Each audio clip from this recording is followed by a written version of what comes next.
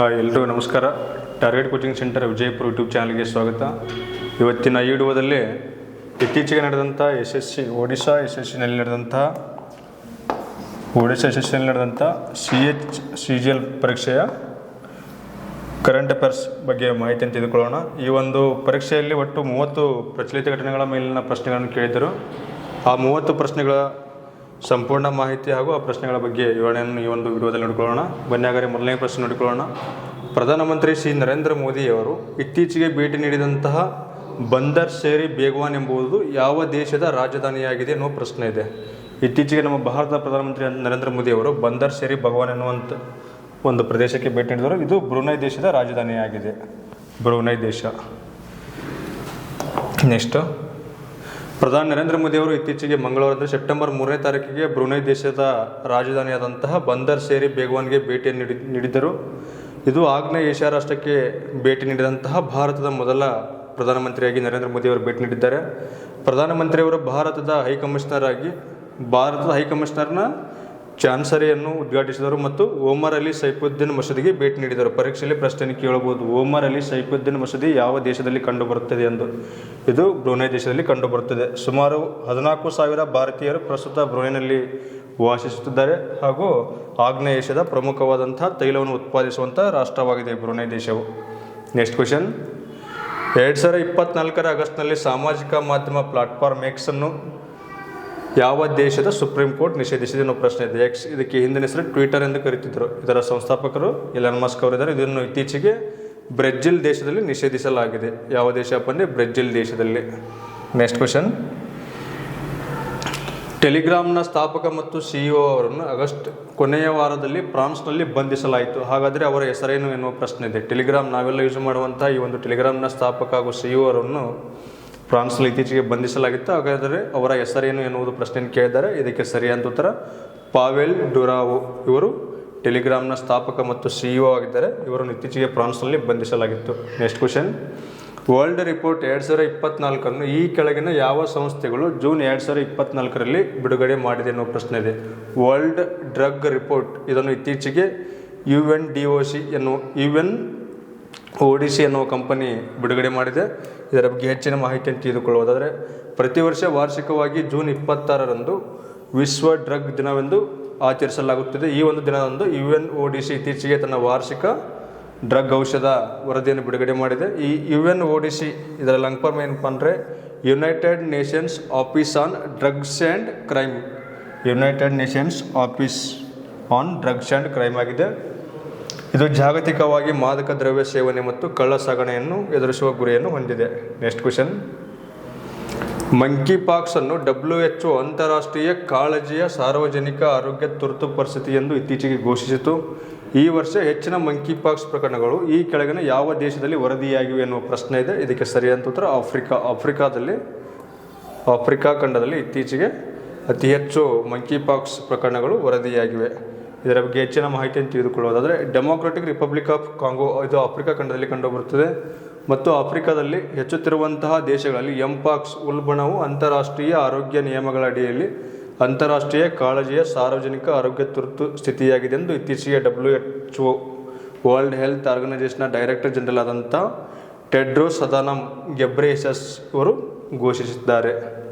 Next question, ಭಾರತದ ರಾಷ್ಟ್ರಪತಿಯಾದಂತಹ ದ್ರೌಪದಿ ಮುರ್ಮು 2024 ಆಗಸ್ಟ್ನಲ್ಲಿ 3 ರಾಷ್ಟ್ರಗಳ ಅಧಿಕೃತ ಭೇಟಿಗಾಗಿ ತೆರಳಿದ್ದರು. ಎಷ್ಟಂದರೆ 3 ರಾಷ್ಟ್ರಗಳ ಅಧಿಕೃತ ಭೇಟಿಗಾಗಿ 2024 ಆಗಸ್ಟ್ನಲ್ಲಿ ಇವರು ತೆರಳುತ್ತಾರೆ. ಹಾಗಾದರೆ ಈ ಕೆಳಗಿನಗಳಲ್ಲಿ ಯಾವ ದೇಶವು ಅವರ ಅಧಿಕೃತ ಭೇಟಿಯ ಭಾಗವಾಗಿರಲಿಲ್ಲ? 2024 ಆಗಸ್ಟ್ನಲ್ಲಿ ಇವರು 3 ರಾಷ್ಟ್ರಕ್ಕೆ ಭೇಟಿ ನೀಡಿದರು. ಹಾಗಾದರೆ 3 ರಾಷ್ಟ್ರಗಳನ್ನು ಹೊರತುಪಡಿಸಿ ಇನ್ನುಳಿದಂಥ ರಾಷ್ಟ್ರ ಯಾವುದೊಂದು ಪ್ರಶ್ನೆ ಕೇಳಿದ್ದಾರೆ. ಇದಕ್ಕೆ ಸರಿಯಾದ ಉತ್ತರ ಆಸ್ಟ್ರೇಲಿಯಾ ದೇಶಕ್ಕೆ ಇವರು 2024 ಆಗಸ್ಟ್ನಲ್ಲಿ ತೆರಳಿಲ್ಲ. ಇವರು ಹೋಗಿದ್ದು ಟೈಮರ್ ಲೆಸ್ಟೆ, ಫಿಜಿ ಹಾಗೂ ನ್ಯೂಜಿಲೆಂಡ್ ದೇಶಕ್ಕೆ 2024 ಆಗಸ್ಟ್ನಲ್ಲಿ ಭೇಟಿ ನೀಡಿದ್ದರು. ಹೀಗಾಗಿ ಈ ಪ್ರಶ್ನೆ ಕೇಳಿದ್ದಾರೆ. ನೆಕ್ಸ್ಟ್ ಕ್ವೆಶನ್, ಸೆಪ್ಟೆಂಬರ್ 2024 ಆರಂಭದಲ್ಲಿ ಪ್ಯಾರಿಸ್ನಲ್ಲಿ ವ್ಯಾಪಕ ಪ್ರತಿಭಟನೆಗಳು ನಡೆದವು. ಹಾಗಾದರೆ ಈ ಪ್ರತಿಭಟನೆಗಳಿಗೆ ಕಾರಣ ಏನಪ್ಪ ಅಂತ ಪ್ರಶ್ನೆ ಕೇಳಿದ್ದಾರೆ. ಪ್ರತಿಭಟನೆಗಳು ಯಾವುದರ ಬಗ್ಗೆ ನಡೆದವು? ಇತ್ತೀಚೆಗೆ ಫ್ರಾನ್ಸ್ನಲ್ಲಿ 2024 ಸೆಪ್ಟೆಂಬರಲ್ಲಿ ಪ್ರತಿಭಟನೆ ನಡೆಯಲಿಕ್ಕೆ ಮುಖ್ಯವಾದ ಕಾರಣ ಏನಪ್ಪ ಅಂದರೆ option B correct. Against choice of Michel Barnier as the new prime minister of France. ಫ್ರಾನ್ಸ್ನ ಪ್ರಧಾನಮಂತ್ರಿಯಾಗಿ ಮತ್ತೆ ಮೈಕಲ್ ಬ್ಯಾರ್ನಿಯರ್ ಅವರನ್ನು ನೇಮಿಸಿದ್ದಕ್ಕಾಗಿ ಈ ಒಂದು ಪ್ರತಿಭಟನೆಗಳು ನಡೆದವು. ಈ ಒಂದು ಪ್ರತಿಭಟನೆಯಲ್ಲಿ ಒಟ್ಟು 100,000ಕ್ಕೂ ಹೆಚ್ಚು ಜನರು ಭಾಗವಹಿಸಿದರು. ಈ ಒಂದು ಪ್ರತಿಭಟನೆಯಲ್ಲಿ ಮೈಕಲ್ ಬ್ಯಾರ್ನಿಯರ್ ಅವರನ್ನು ಹೊಸ ಪ್ರಧಾನಿಯಾಗಿ ನೇಮಿಸಿರುವುದಕ್ಕೆ ವಿರೋಧಿಸಿ ಈ ಒಂದು ಪ್ರತಿಭಟನೆ ನಡೆಯಿತು. ನೆಕ್ಸ್ಟ್ ಕ್ವೆಶನ್, ನಿವಿಡಿಯಾ ಕಂಪನಿಯು ಇತ್ತೀಚೆಗೆ ಸ್ಟಾಕ್ ಎಕ್ಸ್ಚೇಂಜ್ನಲ್ಲಿ USD 250 ಶತಕೋಟಿಯನ್ನು ಕಳೆದುಕೊಂಡಿದೆ. ನಿವಿಡಿಯಾ ಅನ್ನೋ ಕಂಪನಿ ಇತ್ತೀಚೆಗೆ ಸ್ಟಾಕ್ ಎಕ್ಸ್ಚೇಂಜ್ನಲ್ಲಿ USD ಯುನೈಟೆಡ್ ಸ್ಟೇಟ್ಸ್ $250 ಶತಕೋಟಿಯನ್ನು ಕಳೆದುಕೊಂಡಿದೆ. ಹಾಗಾದರೆ ಎನ್ವಿಡಿಯಾದ ಪ್ರಾಥಮಿಕ ವ್ಯವಹಾರ ಯಾವುದೇನು ಪ್ರಶ್ನೆ ಇದೆ. ಇದಕ್ಕೆ ಆಪ್ಷನ್ಸ್ ನೋಡಿಕೊಳ್ಳೋದಾದರೆ software, finance, oil gas and artificial intelligence chip ಇದೆ. ಇದಕ್ಕೆ ಸರಿಯಾದ ಉತ್ತರ ಆಪ್ಷನ್ ಏಜ್ correct, artificial intelligence chips. Nvidia ಪ್ರಮುಖ ಇದು ಕೃತಕ ಬುದ್ಧಿಮತ್ತೆ ಆರ್ಟಿಫಿಷಿಯಲ್ ಇಂಟೆಲಿಜೆನ್ಸ್ ಚಿಪ್ ಮೇಕರ್ ಆಗಿದೆ. ಈ ಒಂದು ಕಂಪನಿಯ ಷೇರು ಮಾರುಕಟ್ಟೆ ಮೌಲ್ಯವು ಇತ್ತೀಚೆಗೆ ಒಂದೇ ದಿನದಲ್ಲಿ $279 ಶತಕೋಟಿಗಳಷ್ಟು ಕುಸಿದಿದೆ. ಹೀಗಾಗಿ ಇದು US ಕಂಪನಿಗೆ ಇದುವರೆಗಿನ ಅತಿ ದೊಡ್ಡ ನಷ್ಟವಾಗಿದೆ. ಅಮೆರಿಕದಲ್ಲಿರುವಂಥ ಕಂಪನಿಗೆ ಇದುವರೆಗೆ ನಷ್ಟವಾದಂಥ ಅತಿ ದೊಡ್ಡ ಕಂಪನಿಯಾಗಿದೆ ಇದು. ನೆಕ್ಸ್ಟ್ ಕ್ವೆಶನ್, SCO ಶಾಂಘೈ ಕೋಆಪರೇಷನ್ನ ಶೃಂಗಸಭೆಯನ್ನು ಜುಲೈ 2024ರಲ್ಲಿ ಕಜಕಿಸ್ತಾನದ ಆಸ್ಥಾನದಲ್ಲಿ ನಡೆಸಲಾಯಿತು. ಈ ಕೆಳಗಿನ ಯಾವ ದೇಶಗಳು ಶಾಂಘೈ ಕೋಆಪರೇಷನ್ನ ಪೂರ್ಣ ಸಮಯದ ಸದಸ್ಯರಾಗಲಿ ಎನ್ನುವ ಪ್ರಶ್ನೆ ಇದೆ. ಇದಕ್ಕೆ ಸರಿಯಾದ ಉತ್ತರ ಆಪ್ಷನ್ ಡಿ ಕರೆಕ್ಟ್, ಬಾಂಗ್ಲಾದೇಶ್ ಇದು ಶಾಂಘೈ ಕೋಆಪರೇಷನ್ನ ಪೂರ್ವ ಪ್ರಮಾಣದ ದೇಶವಾಗಿಲ್ಲ. ಬೆಲಾರಸ್ ಸೇರ್ಪಡೆಗೊಳ್ಳುವ ಮೊದಲು, ಅಂದರೆ ಈ ಪ್ರಸ್ತುತ ಶಾಂಘೈ ಕೋಆಪರೇಷನ್ನಲ್ಲಿ ಒಟ್ಟು 10 ರಾಷ್ಟ್ರಗಳಿವೆ. ಬೆಲಾರಸ್ ಸೇರ್ಪಡೆಗೊಳ್ಳುವ ಮೊದಲು ಒಟ್ಟು 9 ಸದಸ್ಯರನ್ನು ಹೊಂದಿರುವ ಶಾಂಘೈ ಕೋಆಪರೇಷನ್. ಹಾಗಾದರೆ ಬೆಲಾರಸ್ ಇದು 10ನೇ ರಾಷ್ಟ್ರವಾಗಿ ಸೇರ್ಪಡೆಯಾಗಿದೆ. ಇನ್ನು ಶಾಂಘೈ ಕೋಆಪರೇಷನ್ನಲ್ಲಿರುವಂತಹ ರಾಷ್ಟ್ರಗಳ ಬಗ್ಗೆ ಮಾಹಿತಿಯನ್ನು ತಿಳಿದುಕೊಳ್ಳುವುದಾದರೆ ಮೊದಲನೇದಾಗಿ ಭಾರತ ಇದೆ, ಎರಡನೇದಾಗಿ Iran, Kazakhstan, China, Kyrgyzstan, Pakistan ಹಾಗೂ ತಜಿಕಿಸ್ತಾನ್ ಮತ್ತು ಉಜ್ಬೇಕಿಸ್ತಾನ್ ಇವು ಶಾಂಘೈ ಕೋಆಪರೇಷನ್ನ ಸದಸ್ಯ ರಾಷ್ಟ್ರಗಳಾಗಿವೆ. ಅಫ್ಘಾನಿಸ್ತಾನ್ ಮತ್ತು ಮಂಗೋಲಿಯಾ ಇವು ಶಾಂಘೈ ಕೋಆಪರೇಷನ್ನ ವೀಕ್ಷಕ ರಾಷ್ಟ್ರಗಳಾಗಿ ಸ್ಥಾನವನ್ನು ಪಡೆದುಕೊಂಡಿವೆ. ನೆಕ್ಸ್ಟ್ ಕ್ವೆಶನ್, ಹಿರಿಯ ನಟ ಗೋಪಾಲ್ ಸಾಹು ಇತ್ತೀಚೆಗೆ ನಿಧನರಾಗಿದ್ದಾರೆ. 2024 ಆಗಸ್ಟ್ನಲ್ಲಿ ನಿಧನರಾದರು. ಹಾಗಾದರೆ ಇವರು ಯಾವ ಒಂದು ಅಪ್ರತಿಮ ಪಾತ್ರಕ್ಕೆ ಹೆಚ್ಚು ಪ್ರಸಿದ್ಧರಾಗಿದ್ದಾರೆ ಎನ್ನುವ ಪ್ರಶ್ನೆ ಇದೆ. ಇದಕ್ಕೆ ಸರಿಯಾದ ಉತ್ತರ ಆಪ್ಷನ್ ಬಿ ಕರೆಕ್ಟ್, ಕಾನಸಾ ಇನ್ ಧನುಯಾತ್ರಾದಲ್ಲಿ ಹಿರಿಯ ನಟರಾದಂಥ ಗೋಪಾಲ್ ಸಾಹು ಇವರು ಅತಿ ಹೆಚ್ಚು ಪ್ರಸಿದ್ಧಿಯನ್ನು ಪಡೆದುಕೊಂಡಿದ್ದರು. ಒಡಿಸ್ಸಾದ ಹಿರಿಯ ನಟ ಗೋಪಾಲ್ ಸಾಹು ಇವರು 1984ರಿಂದ 2008ರವರೆಗೆ 23 ವರ್ಷಗಳ ಕಾಲ ವಿಶ್ವದ ಅತಿದೊಡ್ಡ ಬಯಲು ರಂಗಮಂದಿರವಾದ ಬರ್ಗರ್ನ್ ಧನು ಯಾತ್ರದಲ್ಲಿ ರಾಜ ಕಂಸನ ಪಾತ್ರಕ್ಕಾಗಿ ಹೆಸರುವಾಸಿಯಾಗಿದ್ದರು. ಹೀಗಾಗಿ ಇವರು ಬಹಳಷ್ಟು ಸುದ್ದಿಯಲ್ಲಿದ್ದರು. ನೆಕ್ಸ್ಟ್ ಕ್ವೆಶನ್, ಇತ್ತೀಚೆಗೆ ಜಮ್ಮು ಮತ್ತು ಕಾಶ್ಮೀರದಲ್ಲಿ ವಿಧಾನಸಭೆಗೆ ಚುನಾವಣೆ ನಡೆಯಲಿದೆ. ಹಾಗಾದರೆ ಈ ಒಂದು ಚುನಾವಣೆಯಲ್ಲಿರುವಂಥ ಒಟ್ಟು ವಿಧಾನಸಭಾ ಕ್ಷೇತ್ರಗಳ ಸಂಖ್ಯೆ ಎಷ್ಟು ಅನ್ನೋ ಪ್ರಶ್ನೆ ಇದೆ. ಜಮ್ಮು ಆ್ಯಂಡ್ ಕಾಶ್ಮೀರ ಇದು ಬಹಳಷ್ಟು ವಿವಾದಾತ್ಮಕವಾಗಿರುವಂಥ ಪ್ರದೇಶ. ಈ ಪ್ರದೇಶದಲ್ಲಿ ಇತ್ತೀಚೆಗೆ ವಿಧಾನಸಭೆ ಚುನಾವಣೆ ನಡೆದಿದೆ. ಹಾಗಾದರೆ ಈ ಒಂದು ಪ್ರದೇಶದಲ್ಲಿರುವಂಥ ವಿಧಾನಸಭಾ ಕ್ಷೇತ್ರಗಳ ಸ್ಥಾನಗಳು ಎಷ್ಟು ಅನ್ನೋ ಪ್ರಶ್ನೆ ಇದೆ. ಇದಕ್ಕೆ ಸರಿಯಾದ ಉತ್ತರ 90. ಒಟ್ಟು 90 ವಿಧಾನಸಭಾ ಸ್ಥಾನಗಳು ಜಮ್ಮು ಆ್ಯಂಡ್ ಕಾಶ್ಮೀರ ಕೇಂದ್ರಾಡಳಿತ ಪ್ರದೇಶದಲ್ಲಿ ಕಂಡುಬರುತ್ತವೆ. ಹಾಗಾದರೆ ಇತ್ತೀಚೆಗೆ ಜಮ್ಮು ಮತ್ತು ಕಾಶ್ಮೀರದ ನೂತನ ಮುಖ್ಯಮಂತ್ರಿಯಾಗಿ ಪ್ರಮಾಣವಚನವನ್ನು ಸ್ವೀಕರಿಸೋರು ಯಾರಪ್ಪ ಅಂದರೆ ಒಮರ್ ಅಬ್ದುಲ್ಲಾ ಇವರು ಜಮ್ಮು ಮತ್ತು ಕಾಶ್ಮೀರದ ನೂತನ ಮುಖ್ಯಮಂತ್ರಿಯಾಗಿ ಪ್ರಮಾಣವಚನವನ್ನು ಸ್ವೀಕರಿಸಿದ್ದಾರೆ. ಹಾಗಾದರೆ ಜಮ್ಮು ಮತ್ತು ಕಾಶ್ಮೀರದ ಪ್ರಸ್ತುತ ಲೆಫ್ಟಿನೆಂಟ್ ಗವರ್ನರ್ ಜನರಲ್ ಆಗಿ ಮನೋಜ್ ಸಿನ್ಹಾ ಅವರು ಕಾರ್ಯನಿರ್ವಹಿಸುತ್ತಿದ್ದಾರೆ. ನೆಕ್ಸ್ಟು ಜಮ್ಮು ಮತ್ತು ಕಾಶ್ಮೀರದ ಉಪಮುಖ್ಯಮಂತ್ರಿಯಾಗಿ ಸುರೇಂದ್ರ ಕುಮಾರ್ ಚೌಧರಿ ಇವರು ಕಾರ್ಯನಿರ್ವಹಿಸುತ್ತಿದ್ದಾರೆ. ಒಟ್ಟು 90 ವಿಧಾನಸಭಾ ಕ್ಷೇತ್ರಗಳಿವೆ ಜಮ್ಮು ಮತ್ತು ಕಾಶ್ಮೀರದಲ್ಲಿ.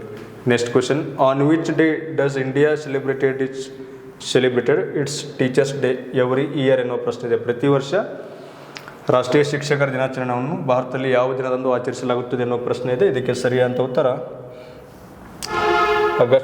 ಸೆಪ್ಟೆಂಬರ್ 5. ಪ್ರತಿ ವರ್ಷ ಸೆಪ್ಟೆಂಬರ್ 5ರಂದು ರಾಷ್ಟ್ರೀಯ ಶಿಕ್ಷಕರ ದಿನಾಚರಣೆಯನ್ನಾಗಿ ಆಚರಿಸಲಾಗುತ್ತದೆ. ಅವತ್ತು ಯಾವ ಕಾರಣಕ್ಕೆ ಆಚರಣೆ ಮಾಡ್ತಪ್ಪ ಅಂದರೆ ಭಾರತದ ಮೊದಲ ಉಪರಾಷ್ಟ್ರಪತಿಯಾದಂಥ ಸರ್ವಪಲ್ಲಿ ರಾಧಾಕೃಷ್ಣನ್ ಅವರ ಜನ್ಮದಿನದ ಪ್ರಯುಕ್ತ ಪ್ರತಿ ವರ್ಷ ಶಿಕ್ಷಕರ ದಿನಾಚರಣೆಯನ್ನಾಗಿ ಆಚರಿಸಲಾಗುತ್ತದೆ. ನೆಕ್ಸ್ಟ್ ಕ್ವೆಶನ್, 2023-24 ಹಣಕಾಸು ವರ್ಷದಲ್ಲಿ ಬಿಡುಗಡೆ ಮಾಡಿದಂತಹ ಮಾಹಿತಿಯ ಪ್ರಕಾರ ಯಾವ ರಾಜ್ಯದ ಆರ್ಥಿಕ ಬೆಳವಣಿಗೆ ದರವು ಅತ್ಯಧಿಕವಾಗಿದೆ ಎನ್ನುವ ಪ್ರಶ್ನೆ ಇದೆ. ಇದಕ್ಕೆ ಸರಿಯಾದ ಉತ್ತರ ಆಪ್ಷನ್ ಬಿ ಕರೆಕ್ಟ್, ತೆಲಂಗಾಣ ರಾಜ್ಯವು 2023-24 ಹಣಕಾಸು ವರ್ಷದಲ್ಲಿ ಬಿಡುಗಡೆ ಮಾಡಿದಂಥ ಮಾಹಿತಿಯ ಪ್ರಕಾರ ಆರ್ಥಿಕತೆಯ ಬೆಳವಣಿಗೆ ದರವು ಅಧಿಕವಾಗಿದೆ. ಇನ್ನು ಮಹಾರಾಷ್ಟ್ರ 2ನೇ ಸ್ಥಾನದಲ್ಲಿದೆ. ಅದೇ ರೀತಿಯಾಗಿ ನಮ್ಮ ಕರ್ನಾಟಕ ರಾಜ್ಯವು 3ನೇ ಸ್ಥಾನದಲ್ಲಿದೆ. ನೆಕ್ಸ್ಟ್ ಕ್ವೆಶನ್, ಲಡಾಖ್ನ ಯುಟಿಯಲ್ಲಿ, ಲಡಾಖ್ನ ಕೇಂದ್ರಾಡಳಿತ ಪ್ರದೇಶದಲ್ಲಿ ಅಸ್ತಿತ್ವದಲ್ಲಿರುವ 2ಕ್ಕಿಂತ ಹೆಚ್ಚು ಇತ್ತೀಚೆಗೆ ಎಷ್ಟು ಹೊಸ ಜಿಲ್ಲೆಗಳನ್ನು ರಚಿಸಲಾಗುವುದು ಎಂದು ಘೋಷಿಸಲಾಗಿದೆ ಎನ್ನುವ ಪ್ರಶ್ನೆ ಇದೆ. ಲಡಾಖ್ನಲ್ಲಿ ಪ್ರಸ್ತುತ ಒಟ್ಟು ಇರುವಂತಹ ಜಿಲ್ಲೆಗಳ ಸಂಖ್ಯೆ 2 ಇದೆ. ಲಡಾಖ್ ಎನ್ನುವುದು ಒಂದು ಕೇಂದ್ರಾಡಳಿತ ಪ್ರದೇಶವಾಗಿದೆ, ಪ್ರಸ್ತುತ 2 ಜಿಲ್ಲೆಗಳನ್ನು ಹೊಂದಿದೆ.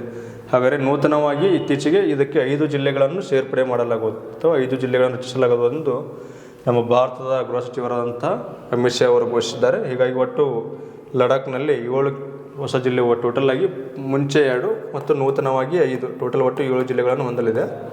ಈ ಹೊಸ ಜಿಲ್ಲೆಗಳ ಹೆಸರೇನಪ್ಪ ಅಂದರೆ ಜನ್ಸ್ಕಾರ್, ಡ್ರಾಸ್, ಶ್ಯಾಮ್, ನುಬ್ರಾ ಮತ್ತು ಚಾಂಗ್ತಾಂಗ್. ಈ ನಿರ್ಧಾರವು ಆಡಳಿತವನ್ನು ಸುಧಾರಿಸಲು ಮತ್ತು ಪ್ರಯೋಜನಗಳನ್ನು ಜನರಿಗೆ ಹತ್ತಿರ ತರುವ ಗುರಿಯನ್ನು ಹೊಂದಿದೆ ಎಂದು ಕೇಂದ್ರ ಗೃಹ ಸಚಿವರಾದಂಥ ಅಮಿತ್ ಶಾ ಅವರು ತಿಳಿಸಿದ್ದಾರೆ.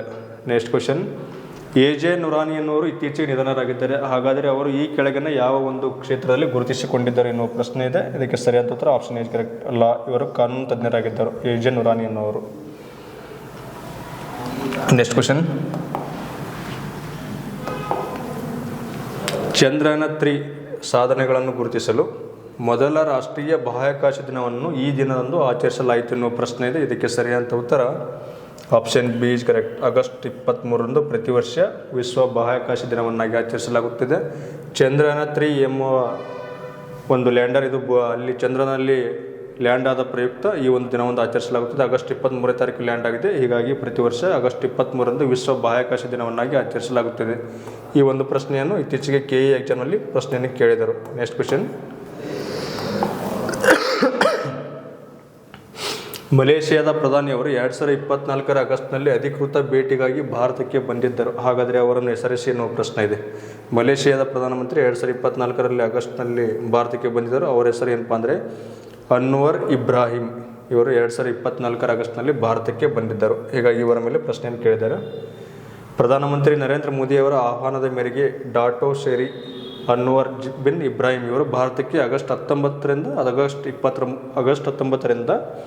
ಆಗಸ್ಟ್ 21ರವರೆಗೆ ಮಲೇಷ್ಯಾದ ಪ್ರಧಾನಮಂತ್ರಿ ಡಾಟೋ ಶೆರಿ ಅನ್ವರ್ ಬಿನ್ ಇಬ್ರಾಹಿಂ ಅವರು ಭಾರತಕ್ಕೆ ಭೇಟಿಯನ್ನು ನೀಡಿದ್ದರು.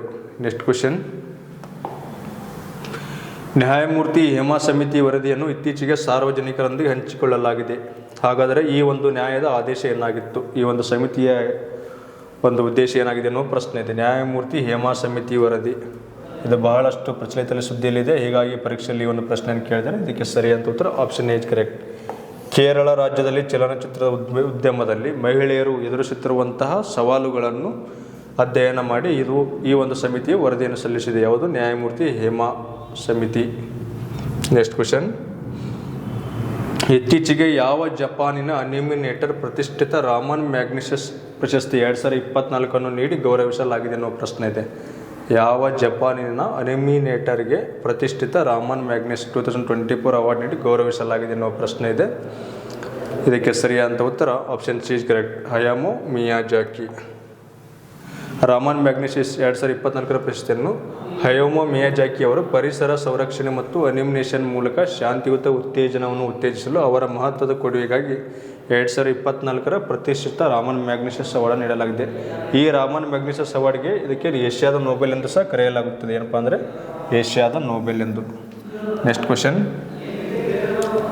ಬುದ್ಧ ದೇವ್ ಭಟ್ಟಾಚಾರ್ ಇತ್ತೀಚೆಗೆ ನಿಧನರಾದರು. ಯಾರು? ಬುದ್ಧ ದೇವ್ ಭಟ್ಟಾಚಾರ್. ಹಾಗಾದರೆ ಈ ಕೆಳಗಿನ ಯಾವ ಹೇಳಿಕೆಯು ಇವರ ಬಗ್ಗೆ ನಿಜವಾಗಿದೆ ಎನ್ನುವ ಪ್ರಶ್ನೆ ಇದೆ. ಸೊ ಪರೀಕ್ಷೆಯಲ್ಲಿ ಯಾವ ಥರದ ಪ್ರಶ್ನೆ ಕೇಳ್ತಾರೆ ಅನ್ನೋದು ಗೊತ್ತಾಗೋದಿಲ್ಲ.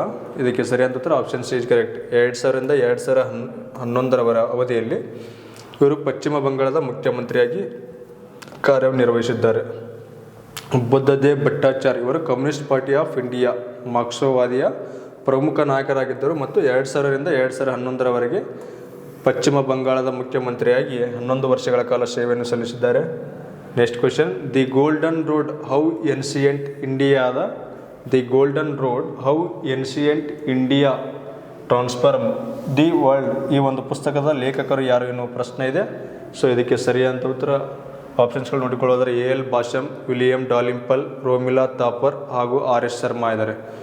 ಇದಕ್ಕೆ ಸರಿಯಾದ ಉತ್ತರ the golden road how ancient India transformer the world ಎಂಬುದು ಪ್ರಸಿದ್ಧ ಇತಿಹಾಸಕಾರರಂಥ ಲೇಖಕ ವಿಲಿಯಂ ಡಾಲಿಂಪಲ್ ಅವರು ಬರೆದಂಥ ಪುಸ್ತಕವಾಗಿದೆ. ದಿ ಗೋಲ್ಡನ್ ರೋಡ್ ಇದು ಬ್ಲೂಮ್ಸ್ ಬರಿ ಪಬ್ಲಿಷಿಂಗ್ನಿಂದ ಬ್ಲೂಮ್ಸ್ಬರಿ ಪಬ್ಲಿಷಿಂಗ್ ಈ ಒಂದು ಸಂಸ್ಥೆಯಿಂದ ಪಬ್ಲಿಷ್ ಆಗಿದೆ. ನೆಕ್ಸ್ಟ್ ಕ್ವಶನ್, 70ನೇ ರಾಷ್ಟ್ರೀಯ ಚಲನಚಿತ್ರ ಪ್ರಶಸ್ತಿಗಳನ್ನು ಆಗಸ್ಟ್ 2024ರಲ್ಲಿ ಘೋಷಿಸಲಾಗಿದೆ. ಹಾಗಾದರೆ ರಾಷ್ಟ್ರೀಯ ಚಲನಚಿತ್ರ ಪ್ರಶಸ್ತಿಗಳಿಗಾಗಿ ನಾನ್ ಫೀಚರ್ ಫೀಲ್ಡ್ನಲ್ಲಿ ತೀರ್ಪುಗಾರರ ಅಧ್ಯಕ್ಷರು ಯಾರಾಗಿದ್ದರು ಎನ್ನುವ ಪ್ರಶ್ನೆ ಇದೆ. ಇದಕ್ಕೆ ಸರಿಯಾದ ಉತ್ತರ option B is correct. Subhrajit Mitra, ಸರಿ ಬಿ ಅಲ್ಲ, C is correct. Nila Madhab Panda ಇವರು ಈ ಒಂದು ತೀರ್ಪುಗಾರರ ಅಧ್ಯಕ್ಷರಾಗಿದ್ದರು. 70ನೇ ರಾಷ್ಟ್ರೀಯ ಚಲನಚಿತ್ರ ಪ್ರಶಸ್ತಿಗಳಲ್ಲಿ ನಾನ್ ಫೀಚರ್ ಫಿಲ್ಮ್ಗಳ ತೀರ್ಪುಗಾರರ ಅಧ್ಯಕ್ಷರಾಗಿ ನೀಲಂ ದಬಾ ಪಾಂಡಾ ಅವರು ಅಧ್ಯಕ್ಷರಾಗಿದ್ದರು. ನೆಕ್ಸ್ಟ್, ಪ್ರಶಸ್ತಿಗಳನ್ನು ಪ್ರಕಟಿಸಿದ ಶೇಕಡಾ ಫೀಚರ್ ಫಿಲ್ಮ್ ಜ್ಯೂರಿ ಅಧ್ಯಕ್ಷ ರಾಹುಲ್ ರಾವಲ್, ನಾನ್ ಫೀಚರ್ ಫಿಲ್ಮ್ ಜ್ಯೂರಿ ಅಧ್ಯಕ್ಷ ನೀಲಾ ಮಾಧವ್ ಪಾಂಡಾ ಮತ್ತು ಗಂಗಾಧರ್ ಮದಲಿಯಾನ್ ಸಿನಿಮಾ ತೀರ್ಪುಗಾರ ಅತ್ಯುತ್ತಮ ಬರಹಗಾರ ಆಗಿದ್ದರು. ನೆಕ್ಸ್ಟ್, 70ನೇ ರಾಷ್ಟ್ರೀಯ ಚಲನಚಿತ್ರ ಪ್ರಶಸ್ತಿಗಳನ್ನು ಆಗಸ್ಟ್ 2024ರಲ್ಲಿ ಘೋಷಿಸಲಾಯಿತು. ಹಾಗಾದರೆ ಅತ್ಯುತ್ತಮ ನಿರ್ದೇಶನಕ್ಕಾಗಿ ಯಾರು ಪ್ರಶಸ್ತಿಯನ್ನು ಪಡೆದುಕೊಂಡಿದ್ದಾರೆ ಎನ್ನುವ ಪ್ರಶ್ನೆ ಇದೆ. ಅತ್ಯುತ್ತಮ ನಿರ್ದೇಶನಕ್ಕಾಗಿ 70ನೇ ರಾಷ್ಟ್ರೀಯ ಚಲನಚಿತ್ರ ಪ್ರಶಸ್ತಿಗಳಲ್ಲಿ ಯಾರು ಪ್ರಶಸ್ತಿಯನ್ನು ಪಡೆದುಕೊಂಡಿದ್ದಾರೆ ಎನ್ನುವ ಪ್ರಶ್ನೆ ಇದೆ. ಸೊ ಇದಕ್ಕೆ ಸರಿಯಾದ ಉತ್ತರ ಅತ್ಯುತ್ತಮ ನಿರ್ದೇಶಕರಾಗಿ ಸೂರಜ್ ಬರ್ಜಾತ್ ಇವರು ಪ್ರಶಸ್ತಿಯನ್ನು ಪಡೆದುಕೊಂಡಿದ್ದಾರೆ. Sooraj Barjatya, option B is correct. So ಇನ್ನು ಇದರ ಬಗ್ಗೆ ಹೆಚ್ಚಿನ ಮಾಹಿತಿಯನ್ನು ತಿಳಿದುಕೊಳ್ಳೋದಾದರೆ,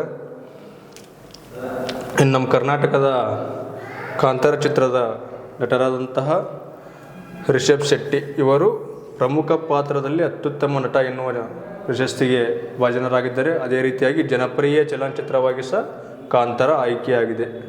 ಇನ್ನು ನಿರ್ದೇಶಕರ ಅತ್ಯುತ್ತಮ ಚೊಚ್ಚಲ ಚಲನಚಿತ್ರವಾಗಿ ಫೌಜಾ ಚಿತ್ರವು ಆಯ್ಕೆಯಾಗಿದೆ. Next question